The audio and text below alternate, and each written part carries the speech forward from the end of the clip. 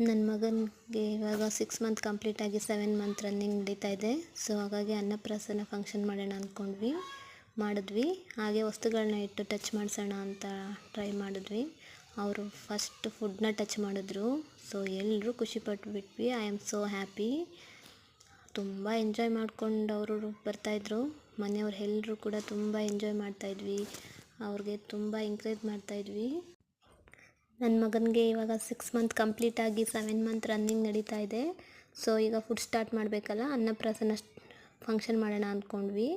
ಹಾಗೆ ವಸ್ತುಗಳನ್ನು ಟಚ್ ಮಾಡಿಸೋಣ ಅಂತ ಟ್ರೈ ಮಾಡಿದ್ವಿ. ಅವರು ಫಸ್ಟ್ ಟೈಮ್ ಫುಡ್ನ ಟಚ್ ಮಾಡಿದ್ರು. So I am full happy. ಎಲ್ಲರೂ ಖುಷಿಪಟ್ಟರು. ಹಾಗೆ ಅವರು ತುಂಬ ಎಂಜಾಯ್ ಮಾಡಿಕೊಂಡು ಟ್ರೈ ಮಾಡ್ತಾಯಿದ್ರು. ಮನೆಯಲ್ಲಿರೋರೆಲ್ಲರೂ ಅವ್ರಿಗೆ ಎಂಕರೇಜ್ ಮಾಡ್ತಾಯಿದ್ರು. ಅವರೀಗ ತುಂಬ ಫಾಸ್ಟಾಗಿ ಬೇರೆ ಬರ್ತಾರೆ ಮುಂದೆ. ಹಾಗಾಗಿ ಸೆಕೆಂಡ್ ವಸ್ತು ಏನು ಟಚ್ ಮಾಡ್ತಾರೆ ನೋಡೋಣ ಅಂತ ನಾವು ಎಕ್ಸೈಟ್ಮೆಂಟಿಂದ ಕಾಯ್ತಾ ಇದ್ವಿ. ಅವರು ಫಾಸ್ಟಾಗಿ ಬರ್ತಾಯಿದ್ರು. ಎಲ್ಲರೂ ತುಂಬ ಕ್ಲಾಪ್ಸ್ ಹಾಕ್ಕೊಂಡು ಖುಷಿ ಪಡ್ತಾಯಿದ್ರು. ಸೆಕೆಂಡ್ ಒನ್ ಟೆಥೋಸ್ಕೋಪ್ನ ಟಚ್ ಮಾಡಿದ್ರು. ಎಲ್ಲರೂ ಹ್ಯಾಪಿ. ಹಾಗೆ ಥರ್ಡ್ ಒನ್ ಫುಡ್ ಅಮೌಂಟ್ನ ಟಚ್ ಮಾಡಿದ್ರು. ಅದು ಫುಲ್ ಖುಷಿ ಪಟ್ಬಿಟ್ವಿ.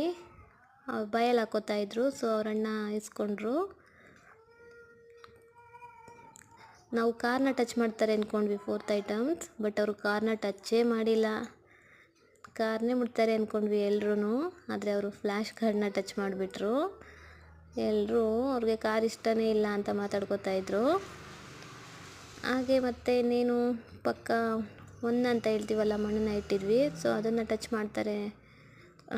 ಮಾಡಿಬಿಟ್ರು 4th ಒನ್ನು.